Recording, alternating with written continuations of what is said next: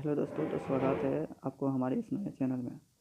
तो जैसा आप थंबनेल से ही समझ ही गए होंगे कि हम किस चीज़ का वीडियो लेकर आए हैं। तो आज हम लेकर आए हैं सीटेट, जो जिसका एग्ज़ाम 2026 में 8 फरवरी को होने जा रहा है। उसके लिए हम आज से क्वेश्चन का प्रैक्टिस करेंगे, जिसमें हम आज लेकर आए हैं सी का लेक्चर नंबर 1, जिसमें हम इजी कॉन्सेप्ट के साथ और फुल एक्सप्लेनेशन के साथ आपको हम हर एक क्वेश्चन का आंसर बताते चलेंगे। तो आज हम करने जा रहे हैं CTP का कोई 30 क्वेश्चन। तो चलते हैं क्वेश्चन नंबर 1। क्वेश्चन नंबर 1 क्या कहता है, प्राथमिक स्तर पर शिक्षा की सबसे महत्वपूर्ण भूमिका क्या मानी जानी चाहिए। क्या होनी चाहिए प्राथमिक स्तर पर सबसे महत्वपूर्ण भूमिका। प्राथमिक स्तर पर सबसे महत्वपूर्ण भूमिका छात्रों में नैतिक मूल्यों का विकास करना होना चाहिए। क्यों? क्योंकि नैतिक मूल्य सही और गलत का पहचान करना सिखाता है। इसलिए प्राथमिक स्तर पर बच्चे में सबसे महत्वपूर्ण होगा छात्रों में नैतिक मूल्यों का विकास करना। क्वेश्चन नंबर 2 की ओर देखते हैं। क्वेश्चन नंबर 2 क्या कहता है, एक शिक्षक का सबसे महत्वपूर्ण गुण कौन सा है जो उसे विविध परिस्थितियों में छात्रों की सहायता करने योग्य बनाता है। क्या कहता है क्वेश्चन, शिक्षक में वह कौन सा गुण होना चाहिए जो उसे विविध परिस्थितियों में सहायता करने योग्य बनाता है। अर्थात जब क्लास में बच्चा कोई प्रश्न पूछता है या कभी कभार बच्चे क्लास में हल्ला करने लगते हैं, तो उसके अंदर कौन सा गुण होना चाहिए। उसके अंदर विषय का गहन ज्ञान होना चाहिए, धैर्य और सहानुभूति होनी चाहिए, अनुशासन प्रियता होना चाहिए, नेतृत्व क्षमता होना चाहिए। तो शिक्षक में विषय का ज्ञान तो होना ही चाहिए, अनुशासन प्रियता तो होना ही चाहिए, नेतृत्व क्षमता तो होना चाहिए, और धैर्य सहानुभूति। तो इसमें सबसे प्रायोरिटी क्या हो जाएगा, धैर्य और सहानुभूति, क्योंकि कभी कभार बच्चे नहीं समझ पाते हैं। इसलिए छात्रों में सबसे पहले धैर्य और सहानुभूति की भावना उत्पन्न होनी चाहिए और ज्ञान होना चाहिए। अगले क्वेश्चन की ओर चलते हैं। अगला क्वेश्चन क्या कहता है, लोकतांत्रिक कक्षा में शिक्षक की भूमिका क्या होनी चाहिए। क्या कह रहा है क्वेश्चन, लोकतांत्रिक कक्षा में शिक्षक की भूमिका क्या होनी चाहिए। ऑप्शन ए निर्णय थोपना, ऑप्शन बी सभी छात्रों को भागीदारी का अवसर देना, ऑप्शन सी केवल मेधावी छात्रों पर ध्यान देना, ऑप्शन डी कठोर दंड देना। इसका आंसर क्या हो जाएगा, इसका आंसर हो जाएगा सभी छात्रों को भागीदारी का अवसर देना, क्योंकि लोकतंत्र में सभी समान होते हैं। तो इसीलिए हमारे स्कूल में कक्षा में भी सभी छात्रों को समान अवसर देना चाहिए, सभी का भागीदारी समान रूप से होना चाहिए। अगले क्वेश्चन की ओर चलते हैं। अगला क्वेश्चन हम क्या कहता है देखते हैं। यदि कुछ छात्र समूह में पढ़ते हैं और शिक्षक उसे ऐसा करने देते हैं तो वह किस प्रकार की शिक्षण शैली को दर्शाता है। ऑप्शन की ओर बढ़ते हैं। ऑप्शन ए अधिनायकवादी शैली, ऑप्शन बी लोकतांत्रिक शैली, ऑप्शन सी निष्क्रिय शैली, ऑप्शन डी नियंत्रणात्मक शैली। तो इसका आंसर क्या हो जाएगा, इसका आंसर हो जाएगा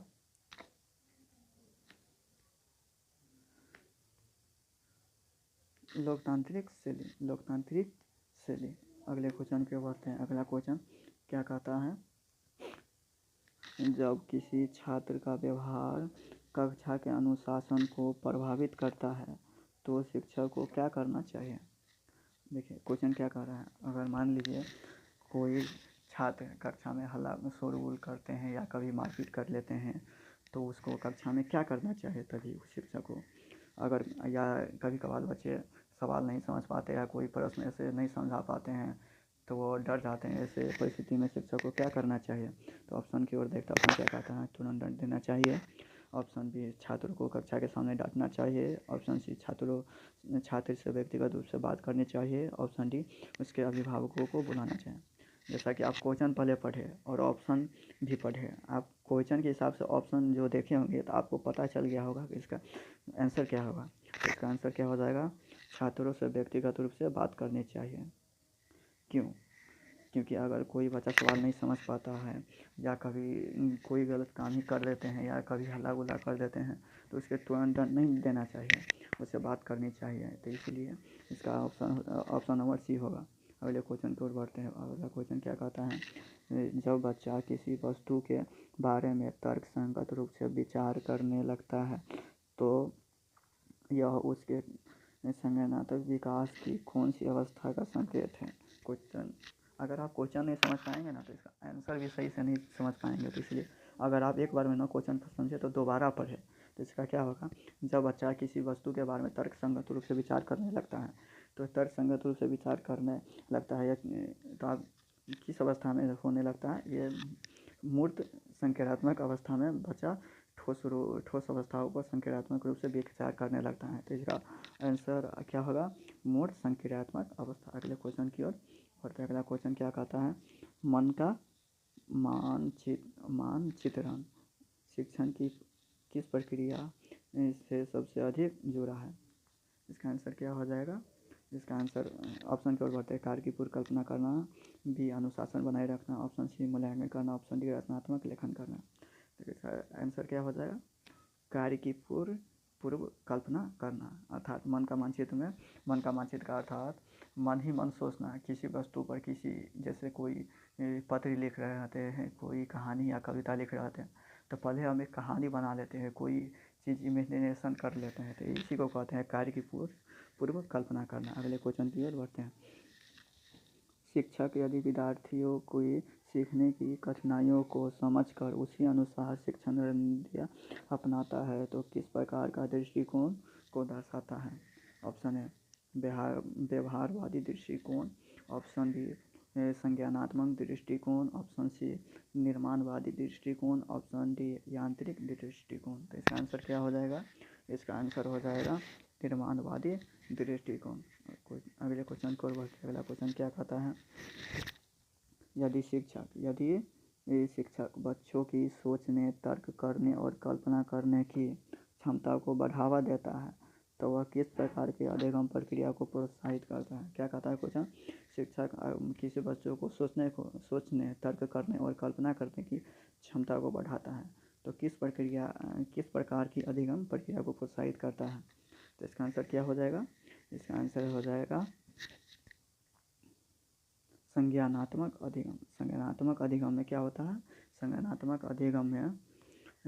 अधिगम में विद्यार्थी स्वयं सोचकर ज्ञान की रचना करते हैं। तो इसमें सोचने का भी आ गया और क्या इसमें बौद्धिक विकास भी होता है, इसमें तर्क भी होता है और क्या होता है इसमें समस्या समाधान और निर्णय लेने की क्षमता भी आ जाती है। तो इसका सही आंसर क्या हो जाएगा? संज्ञानात्मक अधिगम। अगले क्वेश्चन की ओर बढ़ते हैं। अगला क्वेश्चन क्या कहता है? शिक्षण में यानी पढ़ाने में विभिन्न शिक्षण पद्धतियों का प्रयोग करने का उद्देश्य क्या है?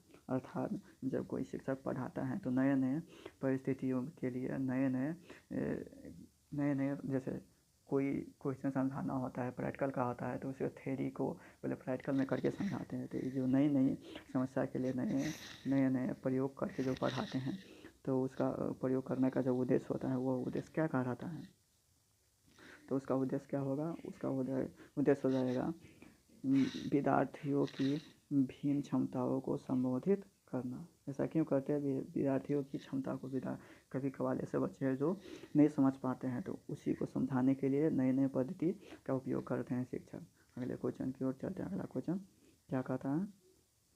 शिक्षक यदि विद्यार्थियों को नए विचार प्रस्तुत करने और प्रश्न पूछने का अवसर देता है तो यह किस अधिगम सिद्धांत को बढ़ावा देता है?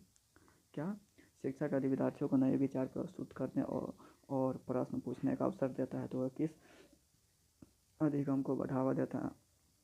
इसका आंसर क्या होगा? इसका आंसर हो जाएगा सृजनात्मक अधिगम। सृजनात्मक अधिगम क्यों होगा? क्योंकि सृजनात्मक अधिगम जो है वह विद्यार्थी को स्वयं सोचने और नए विचार प्रस्तुत करने की आज्ञा देता है। और क्या हो सकता है सृजनात्मक अधिगम में? क्योंकि सृजनात्मक अधिगम जो है आत्म अभिव्यक्ति और नवाचार की भावना को प्रोत्साहित करता है और यह इसमें मौलिक और कल्पना शक्ति का भी विकास होता है। और क्या होता है सृजनात्मक अधिगम में? इसमें अधिगम को प्रयोगात्मक और सक्रिय बनाता है। तो अगले क्वेश्चन की ओर बढ़ते हैं। आप क्वेश्चन नंबर 12 क्या कहता है? जब विद्यार्थी मूर्त संकल्पनाओं पर तार्किक रूप से विचार करने लगता है तो यह किस संज्ञानात्मक अवस्था का संकेत है? तो इसका आंसर क्या हो जाएगा? इसका आंसर हो जाएगा औपचारिक संक्रियात्मक अवस्था। क्यों? क्योंकि औपचारिक संक्रियात्मक अवस्था जो होता है उसमें किस औपचारिक संक्रियात्मक अवस्था किस अवस्था में होता है?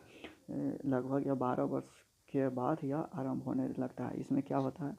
ये औपचारिक संक्रियात्मक अवस्था में बच्चा अमूर्त और काल्पनिक परिस्थितियों पर विचार कर सकता है। और क्या होता है इसमें अपने नए नए विचार, नए नए थॉट को समझने और खुद प्रश्न बनाने और प्रश्न को हल करने की क्षमता विकसित हो जाता है। तो इसके क्वेश्चन के हिसाब से यही आंसर हो जाएगा, option number C. Question number 13 क्या कहता है, यदि शिक्षक वास्तविक जीवन के उदाहरणों को शिक्षण में सम्मिलित करता है तो वह किस प्रकार की शिक्षण प्रक्रिया का उपयोग करता है। ऑप्शन है सैद्धांतिक शिक्षण, ऑप्शन बी अनुभवात्मक शिक्षण, ऑप्शन सी मौखिक शिक्षण, ऑप्शन डी स्मृति शिक्षण। तो इसका आंसर क्या होगा, इसका आंसर हो जाएगा अनुभवात्मक शिक्षण। और अनुभवात्मक शिक्षण क्या होगा, क्योंकि अनुभवात्मक शिक्षण में विद्यार्थी प्रत्यक्ष अनुभव से सीखता है और क्या हो सकता है, और इसमें सीखने को जीवन से जोड़ा जाता है और क्या हो सकता है, इसमें अवधारणाएं अस्थायी और स्पष्ट बनती हैं, इसलिए इसका आंसर हो जाएगा अनुभवात्मक शिक्षण। अगले क्वेश्चन की ओर बढ़ते हैं। अगला क्वेश्चन क्या कहता है, कक्षा में विद्यार्थियों की सृजनात्मकता को प्रोत्साहित करने के लिए शिक्षक को क्या करना चाहिए। केवल सही उत्तरों को मान्यता देना चाहिए, ऑप्शन बी विद्यार्थियों को अपनी राय और कल्पना व्यक्त करने देना चाहिए, ऑप्शन सी विद्यार्थियों के विचारों की तुलना करना, ऑप्शन डी कठोर समय सारणी लागू करना। इसका आंसर क्या होगा, इसका आंसर हो जाएगा विद्यार्थियों को अपनी राय और कल्पना व्यक्त करने देना, क्योंकि सृजनात्मक शक्ति को बढ़ाने का यही एक तरीका है, क्योंकि सृजनात्मक अभिव्यक्ति स्वतंत्रता से विकसित होती है और क्या हो सकता है, सृजनात्मकता जो है विद्यार्थियों में आत्मविश्वास और कल्पना शक्ति को बढ़ाती है, इसलिए शिक्षक को खुले विचार और नवाचार को प्रोत्साहित करना चाहिए। अगले क्वेश्चन की ओर बढ़ते हैं। अगला क्वेश्चन क्या कहता है, सीखने की प्रक्रिया को समृद्ध और सार्थक बनाने के लिए शिक्षक को क्या करना चाहिए। विद्यार्थियों को अधिक अभ्यास करवाना, ऑप्शन बी शिक्षण सामग्री की संख्या बढ़ाना, ऑप्शन डी ऑप्शन सी सीखने को वास्तविक जीवन से जोड़ना, ऑप्शन डी छात्रों की गलतियों पर दंड देना। तो इसका आंसर क्या हो जाएगा, इसका आंसर हो जाएगा सीखने की वास्तविक जीवन से जोड़ना। अगले क्वेश्चन को चलते हैं। अगला क्वेश्चन क्या कहता है, सीखने की प्रक्रिया कौन सी विशेषता नहीं मानी जानी चाहिए। सीखने की प्रक्रिया की कौन सी विशेषता नहीं मानी जानी चाहिए।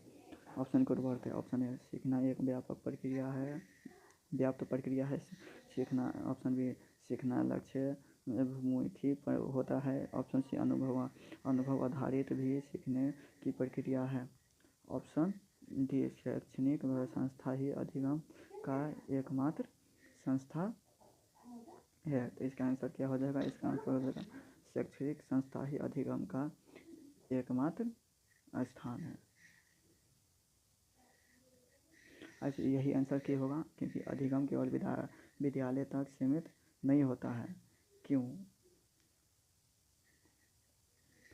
पहले आप प्रश्न देख लीजिएगा। प्रश्न, सीखने की प्रक्रिया की कौन सी विशेषता नहीं मानी जाती है। सीखने की प्रक्रिया में सीखना एक व्यापक प्रक्रिया यह भी होता है, सीखना लक्ष्य मुख्य प्रक्रिया है, सीखना अनुभव आधारित भी प्रक्रिया है। इसमें क्वेश्चन का है कौन सी विशेषता नहीं मानी जानी चाहिए, तो शैक्षणिक संस्था ही अधिगम का एकमात्र साधन नहीं, क्योंकि बच्चा कहीं भी सीख सकता है, इसलिए केवल विद्यालय ही ऐसा नहीं है, अपने जीवन से भी बच्चे सीखते हैं। तो अगले क्वेश्चन की ओर बढ़ते हैं। क्वेश्चन नंबर 17 क्या कहता है, 5वीं कक्षा के दृष्टिबाधित विद्यार्थियों के साथ शिक्षक को क्या करना चाहिए। ऑप्शन ए उसे दैनिक कार्यों से मुक्त रखना चाहिए, ऑप्शन बी उसे सामान्य कक्षा में सीडी के माध्यम से सहायता देना चाहिए, ऑप्शन सी उसे विशेष कक्षा में अलग से पढ़ाना चाहिए, ऑप्शन डी उसे केवल मौखिक शिक्षा देनी चाहिए। इसका आंसर क्या हो जाएगा, इसका आंसर हो जाएगा उसे सामान्य कक्षा में सीडी के माध्यम से सहायता देना चाहिए, क्योंकि समावेशी शिक्षा में सभी बच्चों को समान अवसर दिया जाता है और इसमें क्या हो सकता है, इसमें तकनीकी साधनों से दृष्टिबाधित छात्रों भी सीख सकते हैं और सामान्य कक्षा में सहभागिता सामाजिक विकास की बढ़ावा भी मिलता है। इसलिए समानता और आत्मविश्वास दोनों को प्रोत्साहित करने के लिए उसे सामान्य कक्षा में सीडी के माध्यम से सहायता देनी चाहिए। अगले क्वेश्चन की ओर बढ़ते हैं। अगला क्वेश्चन क्या कहता है, निम्न में से कौन सी आवश्यकता बच्चों की सामाजिक मानसिक अवस्थाओं में सम्मिलित नहीं है। ऑप्शन है संवेदनात्मक सुरक्षा की अवस्था। ऑप्शन बी शरीर से अपशिष्ट पदार्थों का निष्कासन। ऑप्शन सी सहभागिता की आवश्यकता। ऑप्शन डी स्वीकृति की आवश्यकता। तो इसका आंसर क्या हो जाएगा? इसका आंसर हो जाएगा ऑप्शन नंबर बी शरीर से अपशिष्ट पदार्थों का निष्कासन। बच्चों के सामाजिक मानसिक अवस्था से सम्मिलित कौन नहीं है? शरीर से अपशिष्ट पदार्थों का निष्कासन। अगले क्वेश्चन क्या कहता है? क्वेश्चन नंबर 19 देखते हैं। संज्ञानात्मक विकास के लिए बच्चे का कौन सा पर्यावरण उपयुक्त है? संज्ञानात्मक विकास के लिए कौन सा उपयुक्त होगा पर्यावरण? तो इसके आंसर हो जाएगा ऑप्शन नंबर ए विद्यालय एवं कक्षा पर्यावरण। विद्यालय एवं कक्षा पर्यावरण, क्योंकि विद्यालय में सहयोगात्मक और अधिगम के अवसर मिलते हैं। और क्या हो सकता है? कक्षा में वातावरण सोचने और संवाद करने का प्रेरित करता है। और क्या, यह बच्चे की तर्कशीलता और समझ बढ़ाता है। अब अगले क्वेश्चन को बढ़ते हैं। अगला क्वेश्चन देखते हैं। अगला क्वेश्चन, कक्षा में प्रभावी अधिगम तभी संभव है जब, क्या होगा इसका आंसर? जब विद्यार्थी केवल सुनने तक सीमित रहते हैं या शिक्षक वास्तविक जीवन से जुड़े उदाहरणों का प्रयोग करते हैं। या ऑप्शन सी केवल लिखित परीक्षा पर ध्यान दिया जाए। या ऑप्शन डी विद्यार्थी नोट्स याद करे। तो इसका आंसर क्या हो जाएगा? इसका आंसर हो जाएगा ऑप्शन नंबर बी शिक्षक वास्तविक जीवन से जुड़े उदाहरणों का प्रयोग करे तभी कक्षा में प्रभावी अधिगम संभव हो पाएगा। अगला क्वेश्चन क्या कहता है? जब विद्यार्थी कक्षा में स्वेच्छा से प्रश्न पूछता है तो वह किस प्रकार के शिक्षण का संकेत करता है? ऑप्शन ए शिक्षक केंद्रित शिक्षण। ऑप्शन बी अभिप्रेरित शिक्षण। ऑप्शन सी अनुकरणात्मक शिक्षण। ऑप्शन डी मौन शिक्षण। इसका आंसर क्या हो जाएगा? अभिप्रेरित शिक्षण, क्योंकि प्रश्न पूछना विद्यार्थी की आंतरिक प्रेरणा का प्रतीक होता है, इसलिए जिज्ञासा और सक्रियता को बढ़ाने के लिए अधिगम को बढ़ाता है। इसलिए प्रेरित विद्यार्थियों को सीखने के लिए तत्पर रहते हैं। इसलिए इसका आंसर क्या हो जाएगा? अभिप्रेरित शिक्षण। अगला क्वेश्चन, निम्नलिखित में से कौन सा बुद्धिमान बच्चे का लक्षण नहीं है? ऑप्शन है विचारों को तार्किक ढंग से व्यक्त करना। ऑप्शन बी नए परिस्थितियों में सामंजस्य स्थापित करना। ऑप्शन सी अमूर्त रूप से सोचना। ऑप्शन डी रटने की तीव्र क्षमता रखना। तो इसका आंसर क्या होगा? क्वेश्चन कर रहा है बुद्धिमान बच्चे का लक्षण कौन नहीं है? बुद्धिमान बच्चे का लक्षण ये डी नहीं होगा, क्योंकि रटने की तीव्र क्षमता बुद्धिमान बच्चे नहीं करते हैं। ऑप्शन, अब क्वेश्चन नंबर 23 क्या कहता है? बच्चे दुनिया के बारे में अपनी समझ का निर्माण करते हैं। यह विचार किस सिद्धांतकार का है?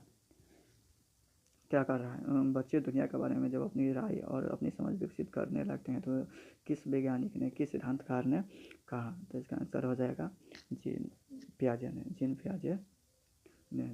ने क्या कहा? पियाजे ने निर्माणवादी दृष्टिकोण को प्रस्तुत किया। और पियाजे ने क्या कहा? पियाजे ने बालक के सक्रिय रूप से अनुभव से सीखता है ये कहा। और क्या, वो कहा कि बच्चा जो हो अपने ज्ञान की रचना स्वयं करते हैं और आत्म अन्वेषण आधारित अधिगम को भी दर्शाते हैं। तो इसके सही आंसर हो जाएगा ऑप्शन डी पियाजे। अगला क्वेश्चन, कृतिका विद्यालय में घर की तुलना में अधिक बात करती है, यह किस बात का संकेत है? क्या कहता है? कृतिका विद्यालय में घर की तुलना में अधिक बात करता है। तो इसका आंसर क्या हो जाएगा? विद्यालय में उसे सामाजिक स्वीकृति मिलती है, घर में अनुशासन कठोर है, उसे विद्यालय पसंद नहीं है, विद्यालय में बोलने की स्वतंत्रता नहीं है। तो इसका आंसर क्या हो जाएगा? इसका आंसर हो जाएगा विद्यालय में उसे सामाजिक स्वीकृति मिलती है, क्योंकि बच्चे उस वातावरण में खुलकर बोलते हैं जहाँ उसे स्वीकृति मिलती है। उसको इस क्वेश्चन के आधार पर इसका आंसर ये हो जाएगा। अगला क्वेश्चन, शिक्षक को विद्यार्थियों की क्षमता को समझने का प्रयास किस क्षेत्र से संबंधित है? शिक्षक को विद्यार्थियों की क्षमता को समझने का प्रयास किस क्षेत्र से संबंधित है? तो इसका आंसर क्या हो जाएगा? इसका आंसर हो जाएगा ऑप्शन नंबर सी शिक्षा मनोवैज्ञानिक। शिक्षा मनोवैज्ञानिक क्या करता है? शिक्षा मनोवैज्ञानिक बालकों की सोच, भावना और व्यवहार को समझने में मदद करता है और शिक्षण प्रक्रिया को प्रभावी बनाता है। और क्या हो सकता है? शिक्षा मनोविज्ञान शिक्षक विद्यार्थियों की आवश्यकताओं के अनुसार शिक्षण कर सकता है। इसलिए इसका आंसर हो जाएगा शिक्षण मनोविज्ञान। क्वेश्चन नंबर 26 क्या कहता है, सीखने की प्रक्रिया में अभिप्रेरणा क्या भूमिका निभाती है। तो सीखने की प्रक्रिया में अभिप्रेरणा क्या भूमिका निभाती है। सीखने की प्रक्रिया में अभिप्रेरणा जो है सीखने की रुचि और भागीदारी को बढ़ाता है। इसका आंसर सी हो जाएगा।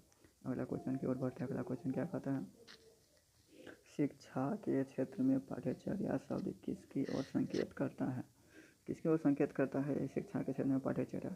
विद्यालय में संचालित समस्त गतिविधियाँ, मूल्यांकन की प्रक्रिया, प्रयोग की जाने वाली शिक्षण सामग्री, अध्यापक की शिक्षण शैली। तो इसका आंसर क्या हो जाएगा, इसका आंसर हो जाएगा विद्यालय में संचालित समस्त गतिविधियाँ। अगले क्वेश्चन की ओर बढ़ते हैं। अगला क्वेश्चन क्या कहता है, निचली कक्षा में शिक्षण की खेल पद्धति किस आधार पर निर्मित है।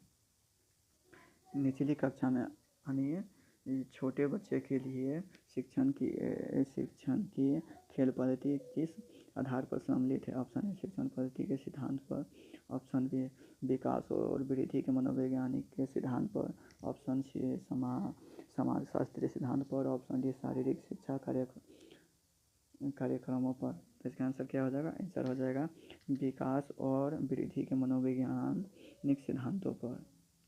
क्योंकि खेलना बच्चों का स्वाभाविक व्यवहार होता है और बच्चे आनंद और स्वाभाविकता के माध्यम से भी अधिगम करता है। और क्या हो सकता है, संज्ञानात्मक अधिगम और सामाजिक और भावनात्मक विकास को प्रोत्साहित करता है। इसलिए खेल शिक्षा को सहज और बालक केंद्रित बनाता है। इसलिए बच्चों को विकास और वृद्धि के मनोवैज्ञानिक सिद्धांत खेल के माध्यम से ही आता है। अगला क्वेश्चन क्या होगा, एक बच्चा पूर्व अनुभवों के आधार पर नई परिस्थितियों में समान प्रकार की प्रतिक्रिया देता है। यह किस सिद्धांत से संबंधित है। ऑप्शन ए प्रभाव का नियम, ऑप्शन बी अभ्यस्ती का नियम, ऑप्शन सी तत्परता का नियम, ऑप्शन डी सदृशता का नियम। इसका आंसर क्या हो जाएगा, अभ्यस्ती का नियम। अभ्यस्ती का नियम ही क्यों है, क्योंकि अभ्यस्ती का नियम किसने दिया है, थॉर्नडाइक द्वारा थॉर्नडाइक ने दिया था। और यह क्या दिया था, कौन सा नियम, अब क्या कहा था, अभ्यास से सीखा गया ज्ञान अस्थायी होता है। और क्या कहा था, दोहराव से अधिगम में सटीकता आती है। और क्या, यह सीखने की स्थिरता को संकेत देता है। इसलिए इसका आंसर हो जाएगा ऑप्शन नंबर बी। अंतिम नंबर क्वेश्चन की ओर चलते हैं। क्वेश्चन 30 क्या कहता है, शिक्षण में खेल आधारित गतिविधियों का उपयोग क्यों आवश्यक है। क्या कहता है क्वेश्चन, शिक्षण में खेल आधारित अधिगम क्यों आवश्यक है। क्यों, क्योंकि छात्रों की सृजनात्मकता को प्रोत्साहित करने हेतु खेल में बच्चों को पढ़ाने से क्या होगा, बच्चों की सृजनात्मकता बढ़ेगी, अर्थात उसका संज्ञानात्मक विकास होगा। तो इसका आंसर क्या हो जाएगा, आंसर सी।